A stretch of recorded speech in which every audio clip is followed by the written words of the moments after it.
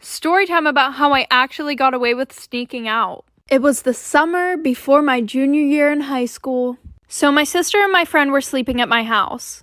And I didn't live with my parents at this time. Well, 2 a.m. rolls around and we get a text from our friend. And he goes, "Oh, do you want to come to my party right now?"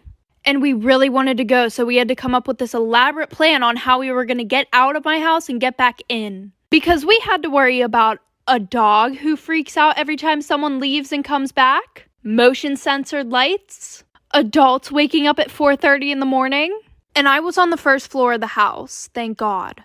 So I had my sister put the dog in the bedroom so that way he wouldn't bark whenever we left. And my sister really took one for the team here. And then I told her whenever they wake up, let the dog back out of the room and lock the door, just in case they came to check in on us. So we called an Uber and bolted out of my house. Like for part 2. Okay guys, sneaking out part 2. And for all of you saying like, oh, why'd you have to sneak out if you weren't like, you know, living at your parents'? I lived at my grandparents' house and they are strict. Anyways, so you know, we're at the party and we're having a great time, and I look at my phone and I realize that it's 4 o'clock and they wake up at 4:30 a.m. So we ordered an Uber and we had the guy drop us off down the street. So we're walking down the street and we finally get to my neighbor's house and we can see all the lights were on in my house. And my sister's been texting me the whole time basically saying, oh, they're awake, I hear them, OMG, like, you better hurry up. And I'm texting her like, get the dog in the room, because he would have barked loud if he saw us. And I forget if it was me or her, but one of us had to pee really bad and peed somewhere. So we're basically on our stomachs crawling back to my house through my yard, so that way none of the motion censored lights come on. And one of them came on, and the windows don't really have curtains, so I could see my pap, like, looking outside the window. Oh, there's gonna be a part 3. Okay, part 3, but for all the new people, guys, stop telling me to post the part 2, because I always post my part 2s. Okay, so the motion censored light comes on, and we literally stop dead in our tracks. Meanwhile, we're literally laying in the grass, like, just don't even know what to do. And there's this side door that we were going to go through. So my sister put the dog in the room and we're just waiting for the techs to run in the house when they're both upstairs. But my pap was looking outside trying to figure out why the light went on. And then I hear him say, oh, it must have just been a deer. So my sister finally texts us like 5 minutes later that, you know, they're both upstairs. And I waited so I couldn't see them in the window anymore. And we bolted in the house. And I ran in the bedroom and we both smelled disgusting because we were both laying on the grass outside. When we get in, we lock the door so that way we can change our clothes, act like we're going to sleep, and then unlock the door. And my grandma comes down literally 10 minutes later to check on us. Like if you want more stories on me sneaking out. My best friend locked me in a car trunk. Story time. So when I was in middle school, I had this best friend who we're gonna name Ashley. And Ashley was pretty mean to me. She would borrow my stuff and never give it back, ask me for money and never pay me back, and she would also make fun of me in front of people to make herself seem better. But she never tried to harm me until this one day. I was at her house and she asked me to play hide and seek, so I was like, sure. But it was just the 2 of us, so I thought it was pretty weird. She then said before we start, she wanted to show me some of her favorite hiding spots, so I was like, okay.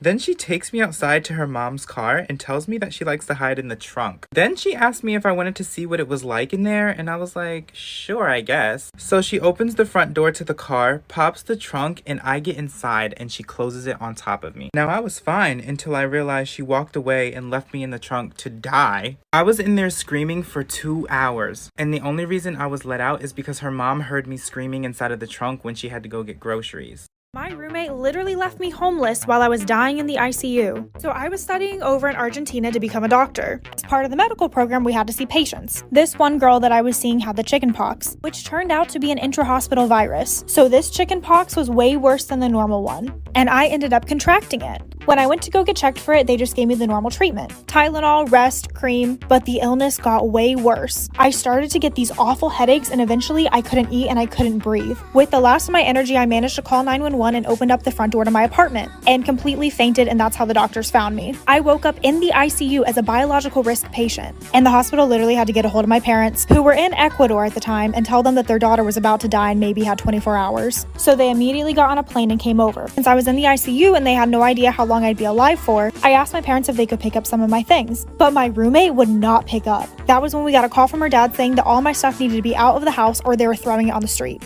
Follow my Instagram. Storytime part 2 to my roommate leaving me homeless after she found out I was dying in the hospital. So instead of her being woman enough to pick up the phone herself, she had her parents call my parents. They literally said I needed to be out or else they were going to throw my stuff on the curb. My parents were in another country taking care of their daughter who was dying, and now they couldn't even be with her because they had to go to the house, pick up all my stuff, and put it in their Airbnb. And my roommate's parents literally started to threaten jail if they didn't. They went and grabbed all of my stuff.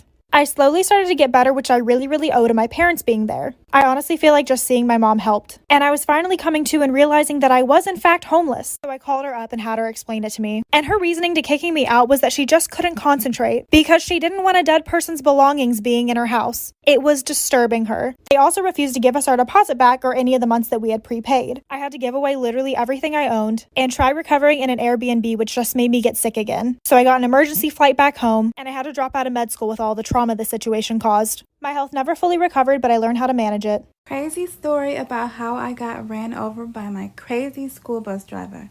So as a kid, I used to always ride the school bus, but the school bus driver, Ben, did not know how to drive. He would always get lost and would run the red light. He was also a crazy driver.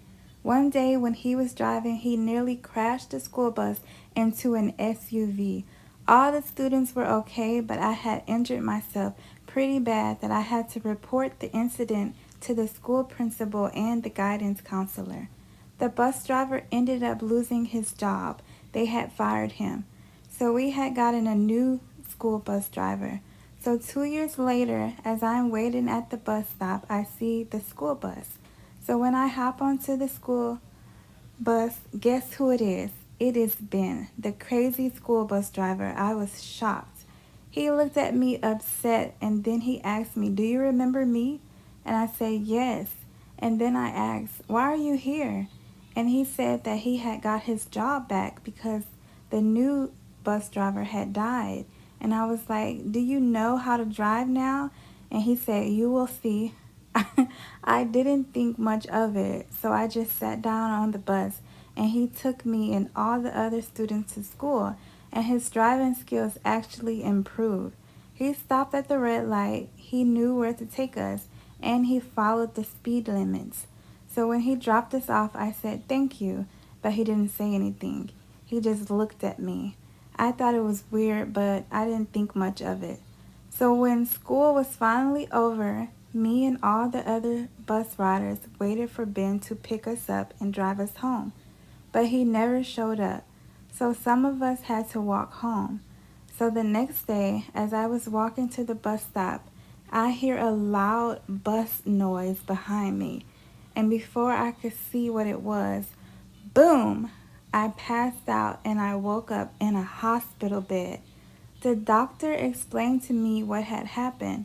Apparently, Ben, the bus driver, ran me over. My legs broke, but luckily he got fired.